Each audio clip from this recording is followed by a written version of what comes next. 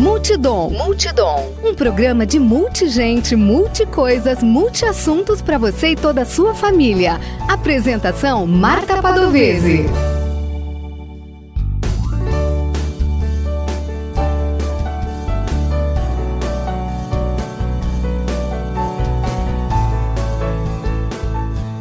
Olá! Eu sou Marta Padovese e apresento o programa Multidom na Rádio Webdom. O bate-papo de hoje é com Milene Fischer, letróloga e sexóloga com pós-graduação em Educação em Sexualidade. Foi jornalista por mais de 15 anos com experiência em rádio, agência de publicidade e órgãos públicos e assessora de agenda por 11 anos. É mãe da Malu e do Murilo e aos 49 anos fez transição de carreira. Hoje é escritora e contista e ajuda mulheres com mais de 40 anos a explorar sua sexualidade. Olá, Milene, tudo bem? Muito obrigada por bater um papo aqui conosco no Multidom. Eu que agradeço, Marta, é um prazer estar aqui com vocês, falando um pouco sobre sexualidade, que ainda é um tabu na vida das pessoas. A gente está vendo aí, inclusive, um projeto de lei sendo discutido, as mulheres têm aclamado, né? Existe um certo desespero, né, nosso com relação a essa discussão. E isso tudo acontece porque a gente esquece um pouco de discutir a sexualidade, tem vergonha, uma série de coisas que a gente vai estar falando no programa de hoje com vocês. Milene, conta pra gente como é que você foi de profissional de letras a sexóloga. Na verdade, a minha primeira formação é técnico de enfermagem. Isso porque eu sempre me interessei por saúde, sobre comportamento. Eu queria medicina, né? E aí eu fui fazer o técnico de enfermagem que a gente tinha na cidade na época, para me aproximar um pouco mais da profissão. Percebi que não era bem isso que eu queria. E aí, vendo a Fátima, nossa amiga Fátima Franco, na rádio, entrevistando as pessoas na rua, isso me chamava muita atenção. Foi ela que acabou me inspirando a entrar na área do jornalismo, por onde eu fiquei por mais de 10 anos trabalhando no jornalismo. Trabalhei em rádio, trabalhei em agência de publicidade, trabalhei em órgãos públicos. E aí eu fui trabalhar em assessoria de agenda e logística, fiquei por 15 anos nessa tarefa, e eu percebi que eu precisava de algo mais, que já tinha dado para mim essa fase, né, de agenda, tinha sido muito legal, mas eu queria uma outra coisa, uma coisa muito diferente. Aí eu me formei em letras, né? Porque eu gosto muito de escrever. E eu escrevo contos, eu sou contista. E aí eu percebi que não era bem isso que eu queria entrar na área da sexualidade. Então aí eu fui fazer a pós-graduação em Educação e Sexualidade, né? E comecei então a trabalhar um pouquinho com isso. Começando um pouco de hobby, né? E mesmo no jornalismo, eu sempre me interessei por pautas que tinham a ver com isso, com comportamento, com saúde. E eu vou contar uma curiosidade, né? Quando eu fiz enfermagem, eu tinha meus 17 anos e eu era muito de ler, né, as revistas. E enquanto as meninas da minha idade liam a Capricho, essas coisas, eu gostava muito da Nova, que era uma revista que trazia mais as pautas assim sobre mulheres, sobre sexualidade, era bem atualizada. E eu roubava a Playboy do meu cunhado, porque na Playboy, na última página, ela tinha conto. Sempre tinha uma matéria, às vezes, de saúde, informações sobre isso, e na última página era conto. E eu falava assim, um dia eu vou escrever para essa revista, né? Acabou que não deu tempo, que não deu certo.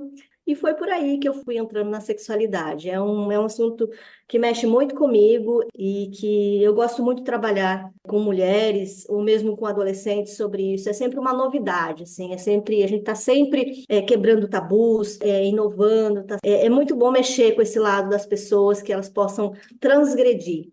Milene, explica pra gente o que é sexualidade. Eu acho que as pessoas elas ligam muito a sexualidade ao sexo. E sexualidade não é sexo, é muito mais que isso, né? Ela começa lá na infância, ela passa por toda a vida e ela vai mudando com o passar do tempo. Ela tem a ver com fatores biológicos, psicológicos, sociais, políticos, culturais, históricos, econômicos e também religiosos. É como a gente sente, é como a gente pensa, é como a gente age, como a gente interage. Isso é sexualidade. E aí tem dentro da sexualidade os temas transversais, que tem a ver com afetividade, com respeito, com tabus, com prazer. Aí entra o orgasmo, orientação sexual, questão de gênero, IST, gravidez, parto, menopausa. E aí todos esses assuntos têm a ver aí com a sexualidade, que a gente chama como temas transversais. Qual a diferença entre identidade de gênero e orientação sexual? Identidade de gênero é como a pessoa se reconhece. sou homem, eu sou mulher. Aí tem a questão da intersexualidade, quando a pessoa nasce com mais de um gênero, é o trans, é o fluido, é o queer, é o agênero, e aí vai. Orientação sexual é a descoberta que geralmente acontece na infância, na adolescência, né? É por quem ela se interessa. É por quem ela se sente atraída. Pode ser por um homem, pode ser por uma mulher, pode ser por qualquer outra pessoa, qualquer outra identidade de gênero, ou mesmo no caso da bissexuais, enfim. E a orientação sexual, ela tem uma questão também, Marta, que a gente fala muito, que essa descoberta da orientação sexual, ou seja, por quem ela se interessa, por quem ela se interessa afetivamente, sexualmente, às vezes ela demora um pouco para ser revelada ou ser assumida, né? Porque tem tanto preconceito, né? Tanta discriminação, e as pessoas acabam se bloqueando, acaba revelado já na fase adulta, né? E nessa questão de gênero, Marta, que as pessoas têm me perguntado muito, eu fui chamada ano passado para dar uma palestra, conversar um pouco com os alunos de medicina em Piracicaba, porque eles estavam com uma certa dificuldade em tratar as pessoas. E aí, eles falaram, mas como que a gente fala? O que que a gente faz, né? Vamos explicar um pouquinho essas questões de identidade de gênero, porque a gente tem as siglas, né, Marta? LGBTQIAPN+, e que algumas pessoas não sabem o significado, ou não sabem como conduzir essas questões. E aí, eu fui chamada para esses profissionais de medicina, o que eu achei fantástico, porque mostra, né, a parte humana da pessoa, e também você mostra que esses estudantes estão interessados, né, em ter um tratamento humano para com o outro, né, independente da identidade de gênero dessa pessoa, né, e quer tratar com respeito, quer tratar bem. E aí eu fui chamada para a gente poder falar um pouquinho sobre cada letrinha dessa, né, explicar. E ela falou assim, mas como que a gente fala, né? Às vezes a gente vê uma pessoa, a gente fala ele, fala ela, como que a gente faz nesse caso? No caso da pessoa não saber a identificação, é perguntar mesmo, qual é o seu pronome? A pessoa não fica ofendida se você perguntar. A pessoa vai falar, né? Ela vai falar se é ele ou se é ela. É só perguntar, não tem muito segredo. Você não tem que adivinhar. Milene, existe alguma idade certa para falar sobre sexualidade? É uma questão que envolve aí os pais, que envolve professores. Eu queria só contar uma história rápida. Eu estava num manicure, tinha acabado de começar a minha pós, e ela perguntou, era uma pessoa que não me conhecia, e ela perguntou o que que eu fazia, e eu expliquei, e o filho dela estava ali andando, tal, acho que ele devia ter uns 4 aninhos, tal. E ela falou assim, ai, eu não vou falar sobre isso com meu filho. Aparentemente ela era bem mais nova que eu. Eu não vou falar sobre isso com meu filho. Quando ele for maiorzinho, eu vou falar pro pai dele falar com ele sobre isso, né? Isso me chocou, porque eu falei assim, nossa, ela é tão jovem, né? Eu tenho 50 anos, Marta, e eu não tive educação sexual. Eu não tive isso na escola, não tive isso na minha casa. Eu descobri com amigos na rua, lendo coisas, enfim. Como a maioria das pessoas da minha idade.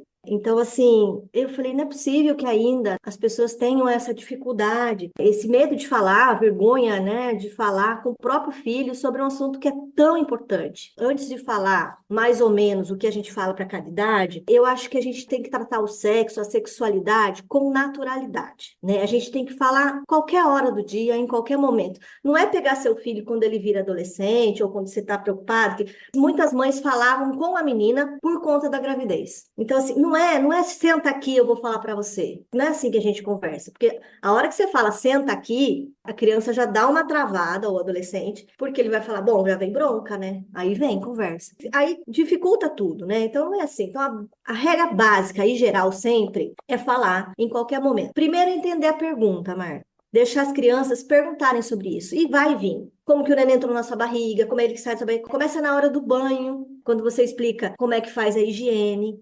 Durante um filme que está passando, você aproveita a oportunidade e fala. Lendo um livro, mesmo que não seja da área da sexualidade, às vezes surge uma situação que você possa estar falando. Qualquer momento é momento para se falar sobre isso, principalmente quando a criança pergunta. No caso dela perguntar, não mentir, não inventar história, essa história de cegonha, nada disso. Outro dia eu vi na internet um menininho, ele perguntou para a mãe, como é que o nenê entrou na sua barriga? É a sementinha do papai. Mas como que a sementinha do papai chegou na sua barriga? Ela falava, ai meu Deus, né?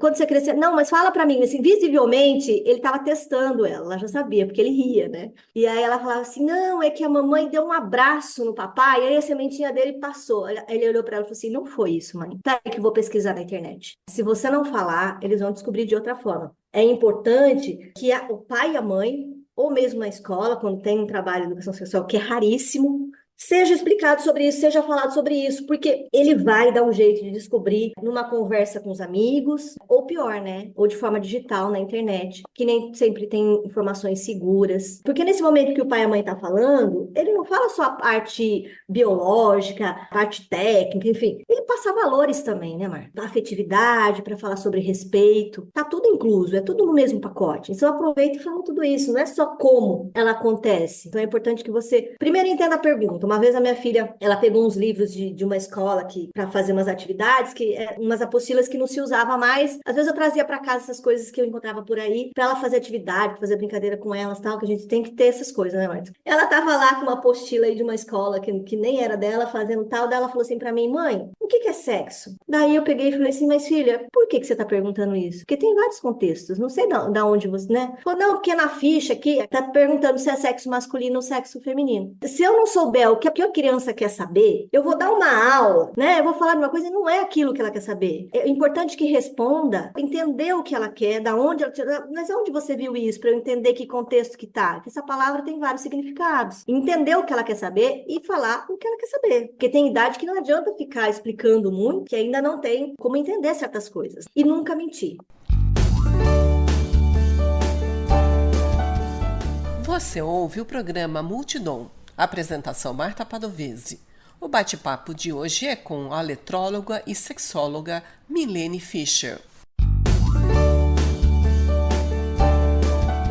E aí a gente tem algumas questões que acontecem em determinados períodos de fase da criança, né? Menores de 4 anos, geralmente as questões são por que meninos e meninas são diferentes? Falar os nomes corretos dos órgãos genitais, é pênis, é vulva, tem a vagina, explicar mesmo o que é. Que os bebês vêm da barriga da mamãe, responder perguntas básicas sobre o corpo e o funcionamento dele. Então, assim, não precisa também só esperar perguntar, tá, Marca? A hora que perguntar, eu respondo. Não, vai inserindo na hora do banho, explicar sobre privacidade. Por exemplo, por que a gente cobre as partes íntimas? Por que coleguinha não pode tocar nas partes íntimas e você tocar no coleguinha? A diferença entre toques agradáveis, são bem-vindos, e toques que são invasivos, que são desconfortáveis, que nenhuma criança ou adulto pode tocar as partes íntimas, e dizer não para o adulto quando eles pedirem para tocar, ou principalmente, Marta, guardar segredo. A gente gosta de criar uma certa confidencialidade com os filhos da gente, uma fidelidade, tipo assim, vamos fazer um segredo nosso aqui, às vezes numa brincadeira. Isso não é legal. Isso não é legal porque ela vai achar que segredo é uma coisa legal, uma coisa boa. E quando o adulto, o abusador, ele vai fazer uma coisa nesse sentido, ele fala é um segredo nosso. Então, ensinar que segredo não é legal. Que entre pai, mãe e filho não existe segredo, tem que contar tudo. Uma coisa que acontecia muito, Marta, né? Abraça o tio, abraça os amigos, enfim. Também é outra coisa que não se deve forçar a criança a fazer isso. Ficar abraçando o parente. A gente sabe que a maioria dos abusos acontece dentro de casa por pessoas que a criança conhece. Então, é um vizinho, né? A gente tá cansado de saber isso. É o pai, é o padrasto, é um amigo da família. Não normatizar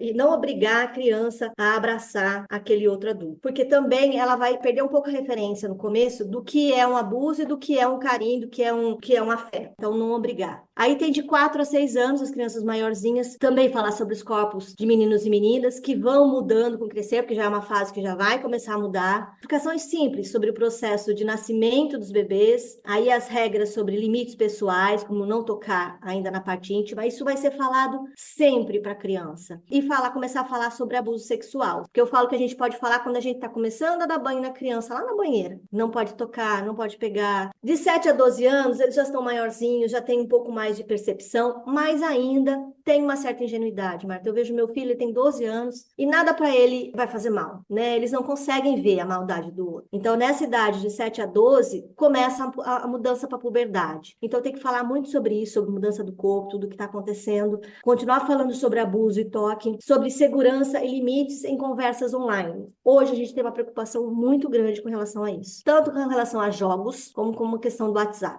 As escolas, pelo que eu tenho percebido, têm trabalhado um pouco mais sobre jogos e sobre ficar muito tempo na internet, sobre a segurança, troca de informações pelo WhatsApp, que as conversas podem ser editadas, podem ser faladas, né? Eu falo muito para meus filhos, Marta, cuidado com o que você escreve e com o que você fala. Primeiro, porque depois que você falou, você já magoou a pessoa. Não adianta pedir desculpa, já magoou. E a questão da segurança mesmo, né? Outro dia meu filho foi a um quarteirão aqui buscar uma tela, que tinha quebrado a tela do celular dele, ele foi ver numa loja se tinha aquela película. Dá 2 quarteirões da minha casa, eu deixei ele sozinho. Quando ele voltou, ele falou, mãe, um homem me parou na rua, um moço, e pediu meu celular. Falou que se eu jogo, que ele vai jogar comigo. As pessoas falam assim, nossa, mas antigamente era muito mais perigoso, porque a gente não tinha celular, porque andava muito a pé, porque um monte de coisa, né? Mas eu falo que um pedófilo, Marta, para tirar o filho da gente de dentro da casa da gente, é 2 horas de conversa. Antigamente, eles tinham que ficar rondando parques para ver, para tentar pegar, para tentar aproximar, conversar. E hoje tá muito mais fácil. É muito mais orientar, sabe, Marta? A gente fica assim, eu preciso fiscalizar, fica bloqueando alguns sites, algumas coisas, mas a gente não vai conseguir proteger o tempo todo, né? Olha só o que aconteceu comigo. Ele tem 12 anos, eu preciso deixar que ele se vire um pouco. Senão, daqui a pouco, ele não sabe atravessar a rua sozinho, pegar um ônibus sozinho. Ele precisa saber o que fazer no momento como esse. Então, a questão é a gente orientar, a gente passar a informação do perigo sempre e o que ele tem que fazer num caso como esse. E aí, mais de 12 anos, geralmente a gente fala sobre regras de encontros, né? Que daí começam os namoros. Fala sobre reprodução, gravidez e parto com mais técnica, né? Mais detalhes. Sobre ST e gravidez. Sobre contracepção. E aí entra a responsabilidade afetiva também, que é muito importante hoje para homens e mulheres. E o uso da rede do WhatsApp continua aí nessa faixa etária. A regra geral é falar sempre, né, Marta? Falar sempre que tiver uma oportunidade. E quando o responsável pela criança, pelo adolescente, não consegue falar de maneira confortável sobre sexualidade? Marta, infelizmente, isso é muito comum. Por isso, a minha orientação de falar sempre. Quando você começa a falar com a criança ainda bebê, ainda pequena, no momento do banho, no momento da troca, começa a tratar a sexualidade com naturalidade, quando chegar na adolescência ou quando ele for um pouco maiorzinho, os pais já quebraram essa questão que eles mesmos têm, tá? Essa questão da vergonha, né?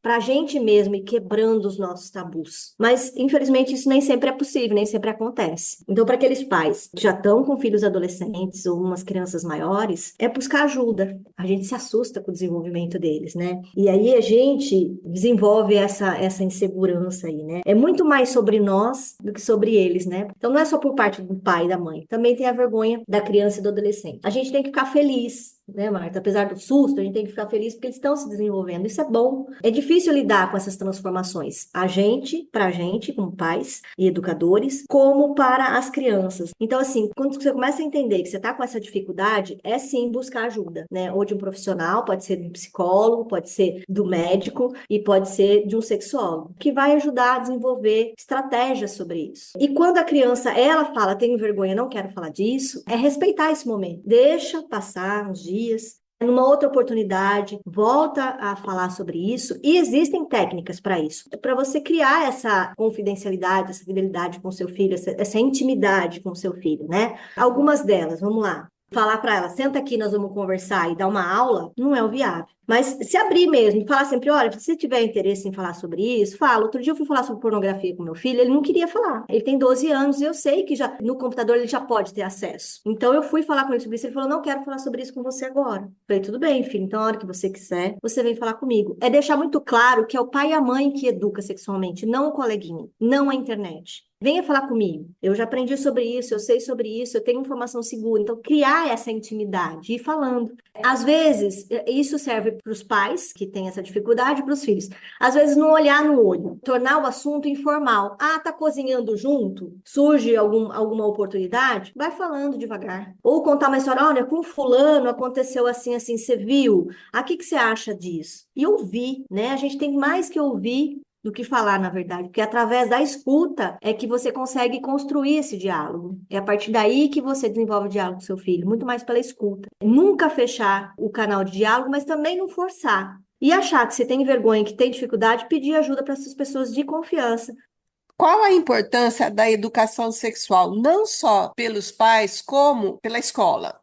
Infelizmente, a gente não tem, pelo menos eu não vejo por aqui, projetos que tratam da educação sexual de uma forma mais intensa, né? Tem lá na aula de biologia, às vezes algum projeto, né, em determinada fase do adolescente, mas a gente não vê projetos mesmo que falem mais sobre isso. E seria muito importante, porque é onde as crianças podem perguntar, podem se informar, porque nem sempre dentro de casa ela consegue fazer isso. Então, seria muito importante se nas escolas tivesse esse trabalho, esse projeto. Quanto aos pais, eu acho que a primeira coisa, eles têm que perguntar para eles mesmos, como e para que eu quero que meu filho seja educado sexualmente? A partir dessa pergunta que eles se fazem, eu acho que quebra um monte de tabu dentro dele mesmo, e aí fica mais fácil de você entender a importância. Tem 2 pilares nessa questão da educação sexual, que é o sentimento, que é o sentimento de amor pelo outro, e o dever, que os pais têm o dever da segurança e proteção. Dentro desses 2 pilares, nós teremos filhos felizes e saudáveis sexualmente. A gente vai estar tratando da prevenção de uma série de inconvenientes, que é IST, gravidez indesejada ou na adolescência, e depois o mais grave, que é abuso e estupro. O amor pelos nossos filhos, acho que é o único amor incondicional que a gente tem. A gente tem que trabalhar muito isso, né? E o dever de dar segurança e proteção. Então, eu acho essa pergunta muito importante, Marta. O que eu quero?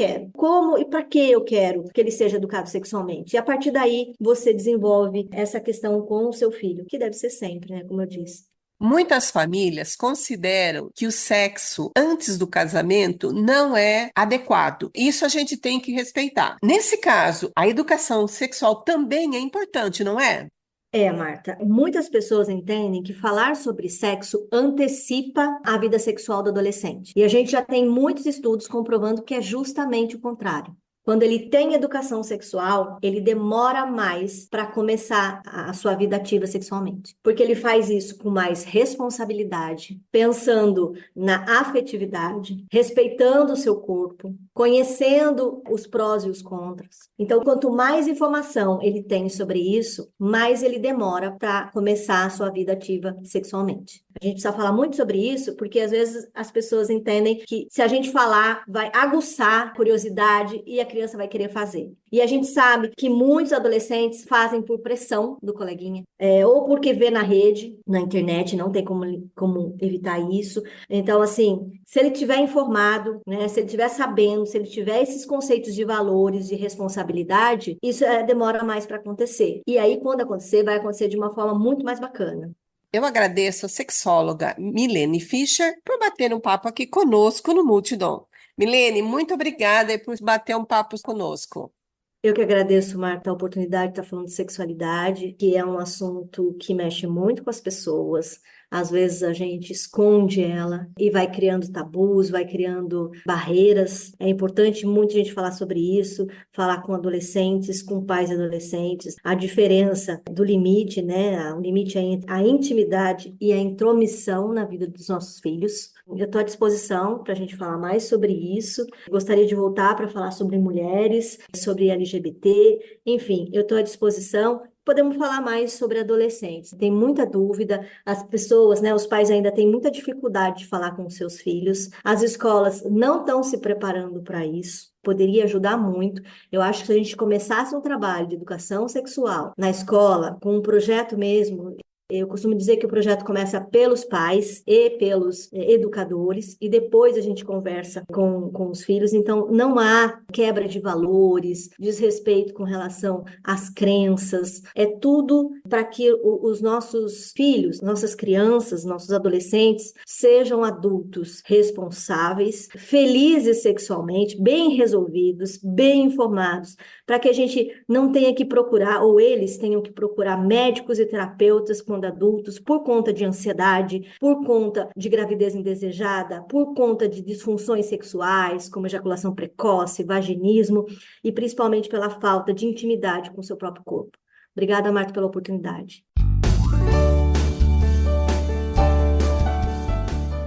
Bom dia, ouvintes da Rádio Webdom. Eu sou Eleni Mendieta, vice-presidente da Banda Corporação Musical União Barbarense. Estou passando para fazer um convite para vocês. Nesse sábado, dia 22 de junho, a partir das 16 horas até as 23 horas, com o Arraiá da Comub, no Clube do União Agrícola Barbarense, que fica na Rua dos Girassóis, 21, Jardim Panambi, Santa Bárbara do Oeste. Entrada livre para todos os barbarenses e região, onde vai ter muita música e food truck. Espero vocês. Muito obrigada. Mais uma dica para o seu fim de semana com o historiador Antônio Carlos Angolini. Festa de São João da paróquia de São José de Tupi. É uma história bonita que começa, na verdade, na capela de São José, mas como uma festa por Pedro Lodovico Basso e sua família, que fez uma fogueira exatamente no canto da praça, onde hoje é a casa paroquial. Mais tarde, em 1940, João Francisco Basso, Carlos de Sordi e Chiquinho Batista se reúnem e falam: vamos fazer uma festa de São João para arrecadar fundos para a capela. E assim começa a pequena festinha de São João. Nesse tempo começou então aquela tradição de passagem de fiéis pelo braseiro. Foi isso que tornou a festa de Tupi conhecida. Nos últimos anos, o frango frito passou a ser o carro-chefe hoje de nossa festa. A Capela de São José foi construída um ano após o início do bairro de Tupi, que foi em 1922. Nos anos 30, Pedro Lodovico Basso começa a fazer umas festinhas de São Pedro, porque em homenagem ao santo que ele tinha uma predileção por ele se chamar Pedro. Era uma festa pequena que foi crescendo, mas o que chamou mais atenção, e eu acho que o que divulgou a festa de São João de Tupi, era a passagem pelo braseiro, à meia-noite. Antigamente, com muita fé ou cumprindo promessas, os moradores, muitos, passavam pelo braseiro. É claro que em alguns momentos alguém repetia a passagem e também muitos acabavam queimando os pés, sim. Os hospitais tinham que atender várias pessoas com queimadura. Com o passar dos anos, foi perdendo aquele sentido de fé, foi se perdendo e entrando mais o sentido da coragem. Então, muitos jovens acabavam tendo coragem e passavam pelo braseiro. Da mesma forma, alguns acabavam não queimando, não era pela fé, era pela coragem. Era engraçado que muitas pessoas passavam pelo braseiro, mas por pisar em toda a brasa ao mesmo tempo, 90% não queimava mesmo. Mas quando ele saía, se eventualmente tivesse uma brasinha lá no chão separada e que ele pisasse, ele pulava e gritava, sentia dor sim. Assim como um professor ali que tinha ponte de safena foi passar e acabou tendo talvez um infarto, não sei, mas ele faleceu logo após ter passado pelo braseiro e aí então paramos com essa tradição. Mas ela perdurou aí por mais de quase 60 anos. Hoje Tupi está se tornando um bairro turístico, o Vale das Águas, nossa pista de corrida, com horto florestal, com a festa de São João e restaurantes que nós temos. Então Tupi tem na sua festa de São João a primeira grande atração do distrito de Tupi. E nós estamos comemorando mais de 8 décadas de festa. Outra tradição da festa de São João de Tupi era a lavagem da imagem de São João. Era próximo do Ribeirão Tijuco Preto, tinha uma nascente no território, no terreno ali da antiga olaria da família Boareto, e essa procissão ia até lá. E lá chegando, lavava um pouco a imagem, as pessoas faziam uma oração e dizia-se que os jovens que fossem conseguiriam um namorado. Então muitas jovens acabavam participando dessa procissão. Eu me lembro nos anos 60, eu trabalhava na Home, Kanatani era um japonês que cuidava da sala de metrologia e era fotógrafo, e ele veio conhecer a festa. Dentre os registros, ele queria fazer o da procissão. É claro que eu acompanhei. Lá chegando, próximo da nascente, todos ficaram em volta, esperando e olhando. Um olhava para o outro e eu pensei, mas quem é o responsável, né? O senhor Hermínio Baquim, que sempre ia, não foi. E aí ninguém sabia o que fazer. Aí eu estava ali para tirar foto, eu pensei, tem que se lavar a imagem. Enfiei a imagem na caixa d'água, lavei a imagem e entreguei de volta para o senhor Anselmo Bonfatti. Mas foi engraçado porque eu nunca tinha participado e não sabia. Acabei saindo nas fotos, mas foi tomando iniciativa de lavar, porque ninguém tomava iniciativa, né?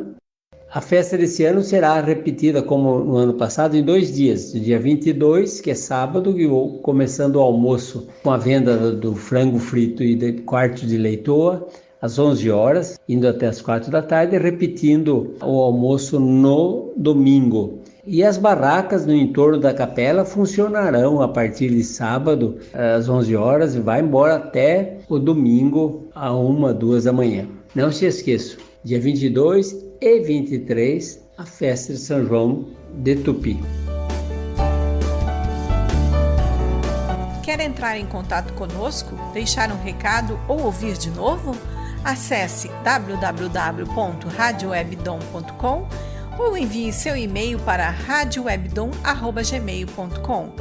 Você também pode entrar em contato conosco pelo Instagram e Facebook Marta Padovese. O programa Multidom tem o apoio da Rádio Webdom. Produção e apresentação Marta Padovese. Edição de áudio Heraldo Vaz e Marta Padovese. Direção-geral, jornalista Fátima Franco.